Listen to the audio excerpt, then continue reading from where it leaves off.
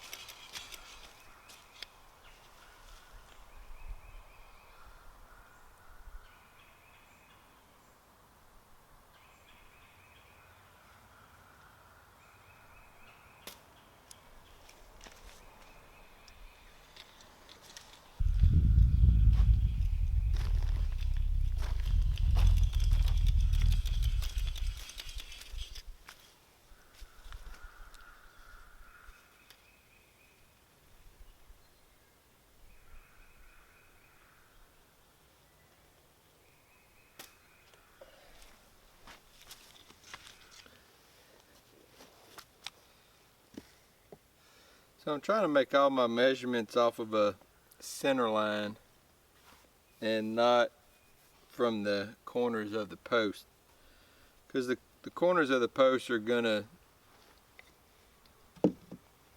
not be the same, because you know, there's a little bit of waviness to these from cutting them with the bandsaw mill. So I'm gonna make all my measurements from the other end this way at 27 inches, and then from there I got my marks, and then once I have my marks done,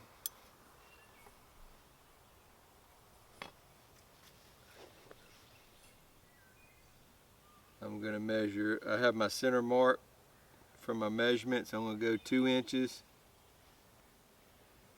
and 2 inches. That'll give me 4 inches of width. So I have another mark down here from my measurement. I made 2 marks. So I'm going to go 2 inches and 2 inches. Alright, so that'll give me my lines there. Once I get those, I can go from my middle line that I popped. I'm going to go 2 inches and 2 inches. So that'll give me 4 inches in the middle of my post. So that's what I'm shooting. I'm trying to leave the same measurements on the post and not worry about taking out the same measurements on my mortises. Because some of these I may cut out a little more or less than 2 inches depending on the kerf. But I'm trying to keep them at the same elevation and at the same spacing from my center line.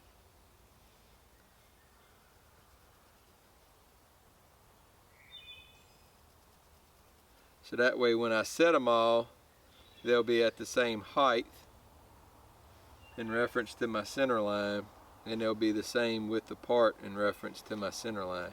And I'll have the same mass going down my sill plate.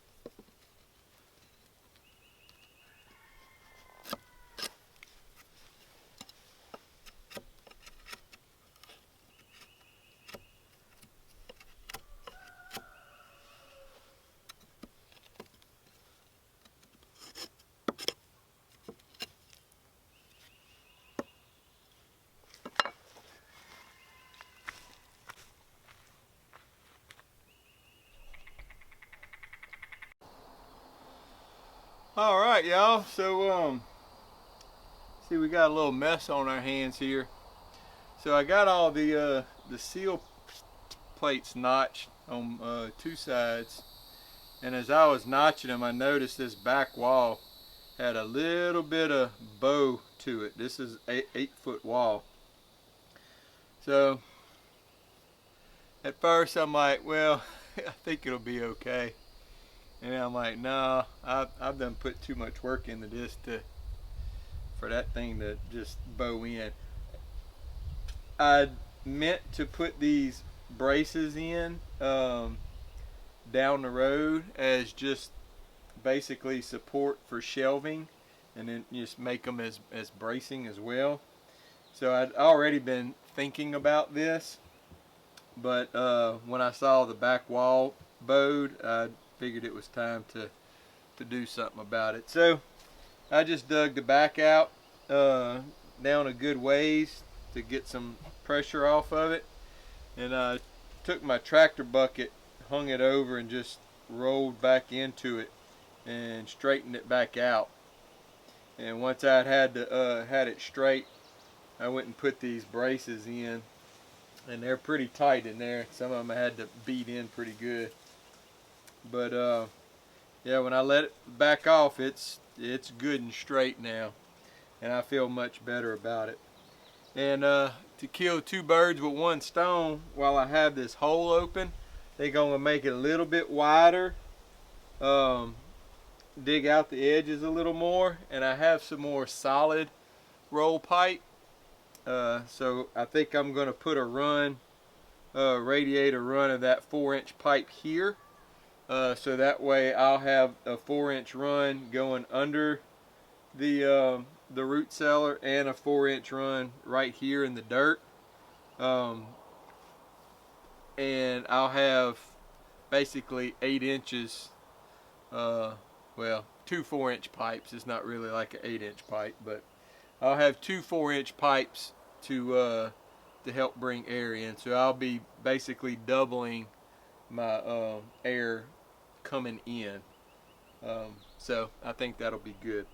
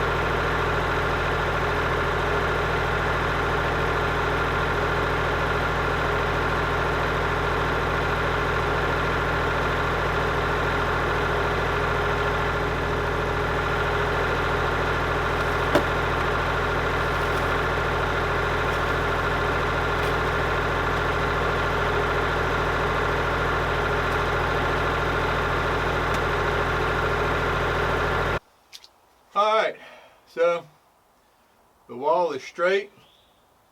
I got my braces. These are 4x4s. They're notched. I put this, I'm going to call it like a strong back right here. I screwed it in all throughout. And so these braces are wedged between this strong back, and they're pushing against each other right here. So any force that pushes against this is also going to push against that. And likewise, if this wall wants to come in, it's going to push against that one. So it's pushing against the dirt. And what I'm going to eventually do is I'm going to do some type of bracing for the other side. But this is going to be the foundation for my shelving in here. I'll probably put a couple cross pieces here. For one, that'll strengthen these braces, but also too, I'll have a shelf coming here, a shelf coming there, and then shelves going down this wall and that wall. This is 2 foot, this is 4 foot. So I'll have 2 foot underneath to put stuff. I'll have a 2 foot shelf, probably come out, oh, I don't know. I just want enough room to walk and carry stuff in the middle. So it's 8 foot wide, so probably 2.5 feet. That'll be 5 foot plus a 3 foot walkway. I think that'll be good. If I come out 2.5 feet, I'll have 2.5 feet of 2 shelves going down here. So that ought to be plenty storage. I will be absolutely blessed to be able to fill this root cellar up with food and such.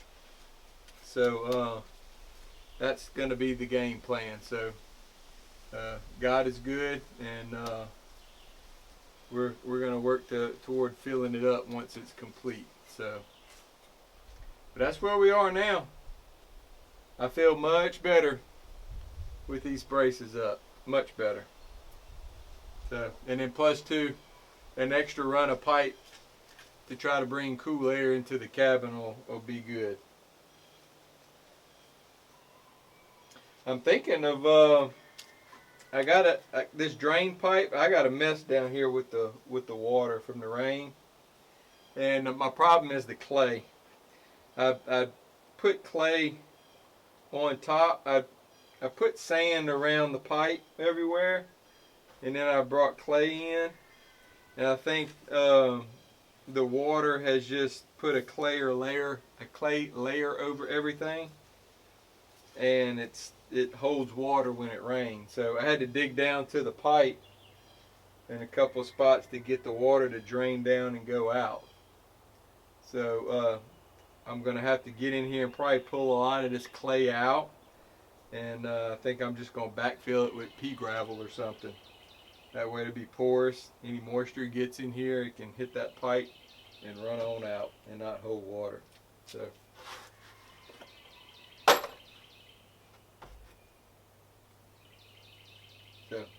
So far today, I'm glad the way this came out.